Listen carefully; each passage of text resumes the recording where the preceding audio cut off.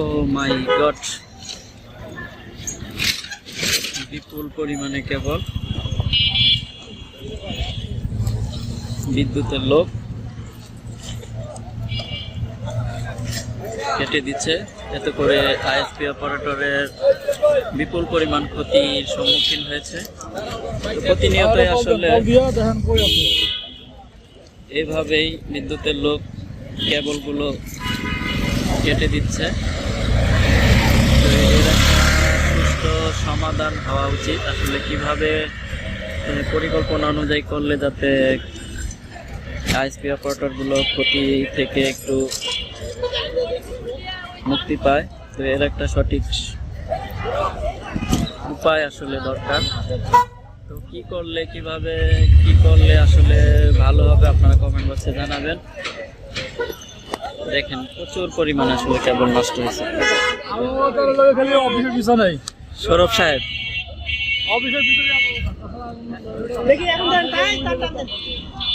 সবাই যার যার কাজ নিয়ে ব্যস্ত।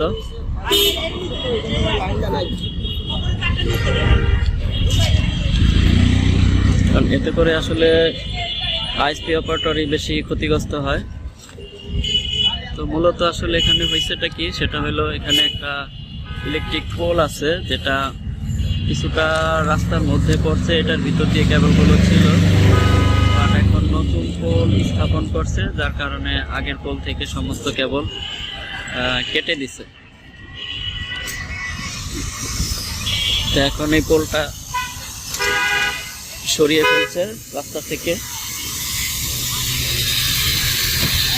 আর কেবল অপারেটররা তাদের কেবল নিয়ে ব্যস্ত।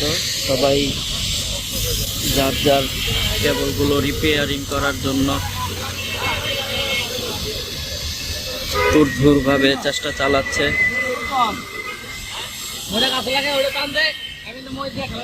বিপুল পরিমাণে আসলে কেবল নষ্ট হয়েছে।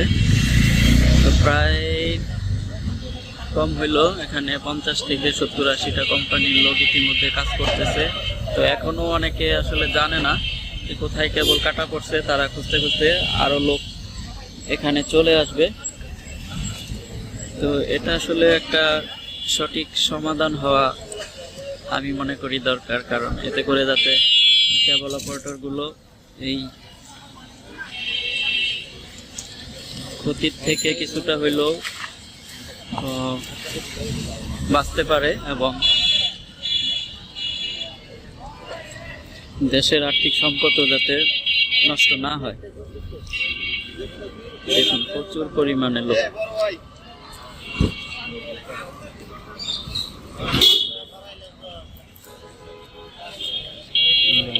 God.